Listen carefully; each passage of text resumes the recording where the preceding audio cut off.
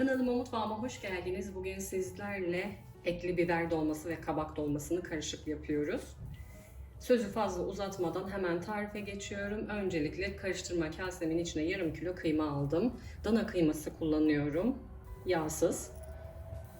1 su bardağı pilavlık pirincim var. Yıkıyorum.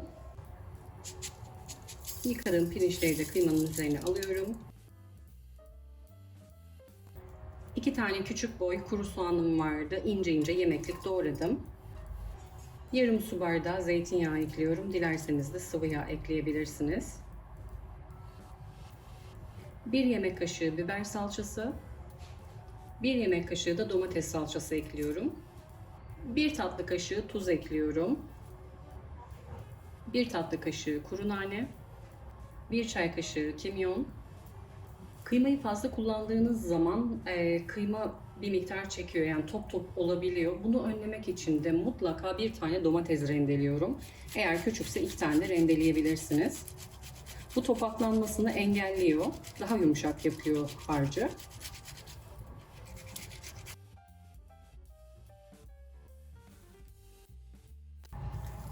Harcını iyice yoğuruyorum.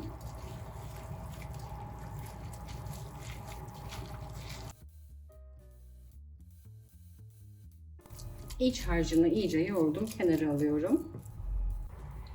Dolma biber ve kabakları daha öncesinde yıkamıştım. Ben temizledim. Birkaç tanesini size göstermek için bıraktım.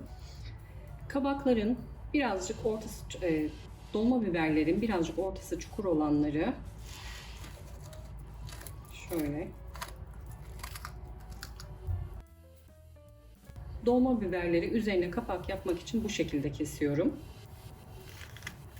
İç çekirdeğini alıyorum. Yine bir tane daha göstereyim. Birazcık derinden kesiyorum.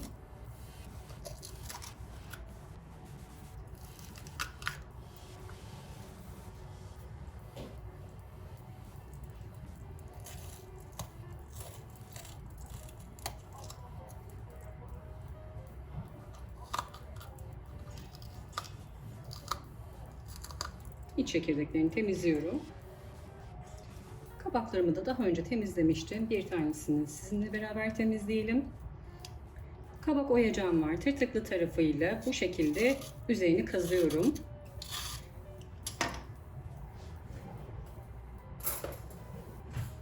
Kabak oyacağınız yoksa bu işlemi bir çatal yardımıyla kolaylıkla halledebilirsiniz. Bu şekilde.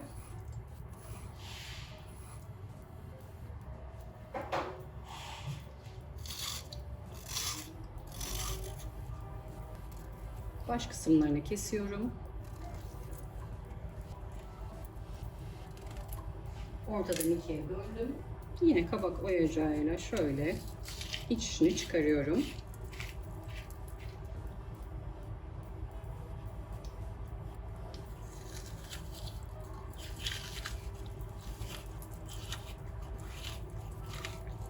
Bir miktar iç bırakıyorum. Çok fazla kabuk halinde kalmasın. Bu şekilde. Kabak oyacağınız yoksa yine bu işlemi de, çıkarma işlemini de bir tatlı kaşığıyla yapabilirsiniz. Bu şekilde.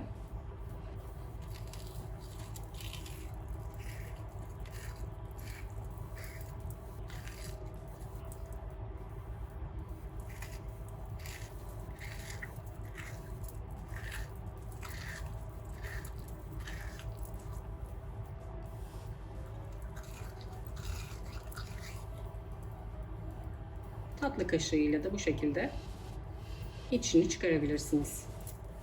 Ben 1 kilo dolma biber, 3 tane de kabak kullanıyorum. Yine kişi sayısına göre ayarlayabilirsiniz.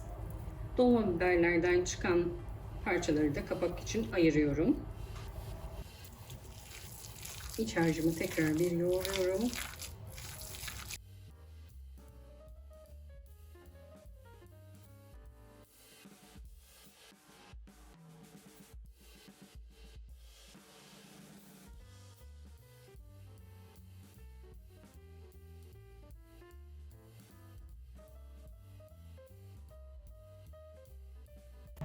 Bir miktar şişecekleri için çok fazla doldurmuyorum. Bir miktar pay bırakıyorum.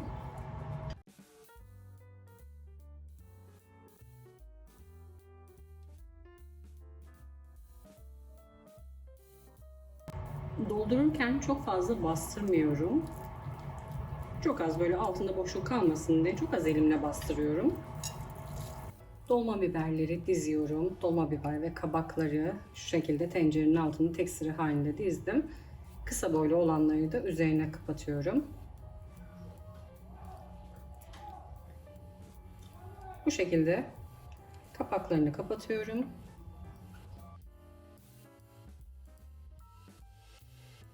Kapakları olmayanları da bu şekilde birer parça domates kapatıyorum.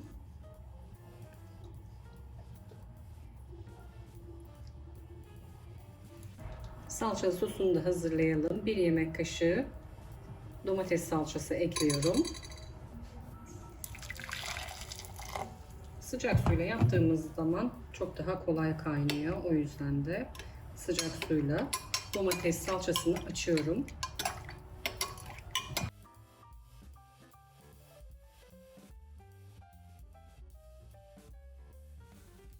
Göz kararı suyunu hazırladım. Eksik kalırsa yine sıcak su ilavesi yapabiliriz. Dolma biberlerin üzerine gelmeye bir parmak kala su eklemeyi kesiyorum. 1 çay kaşığı da tuz ekliyorum. Yine şöyle bir karıştırıp dolmaların üzerine ekleyeceğim.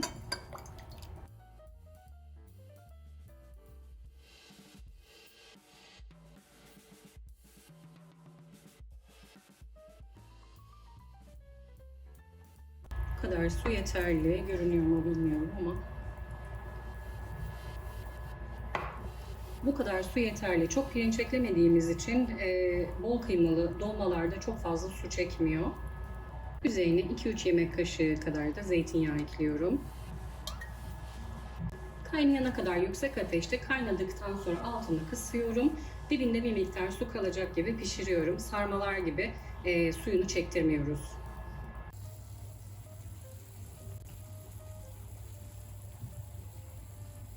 Dolmamız pişti. İç dokusunu da göstermek istiyorum. Şöyle bir tanesini alalım. Yaklaşık 1-1,5 saatte pişiyor. Eğer suyu fazla geliyorsa birazcık ocağın altını açıp suyunu çektirebilirsiniz.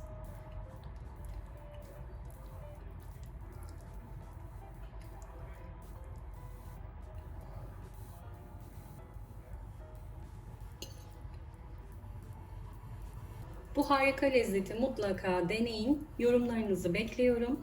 Tüm aşamaları birlikte yaptık. Aklınızda takılan sorular olursa yorum kısmına sorularınızı bekliyorum. Gördüğüm an size dönüş sağlıyorum. Kanalıma abone değilseniz abone olmayı, sevdiklerinizle paylaşmayı, bir sonraki videomdan haberdar olmak için bildirim zilini açmayı unutmayın lütfen. Yepyeni tariflerde görüşmek üzere. Herkese afiyet olsun.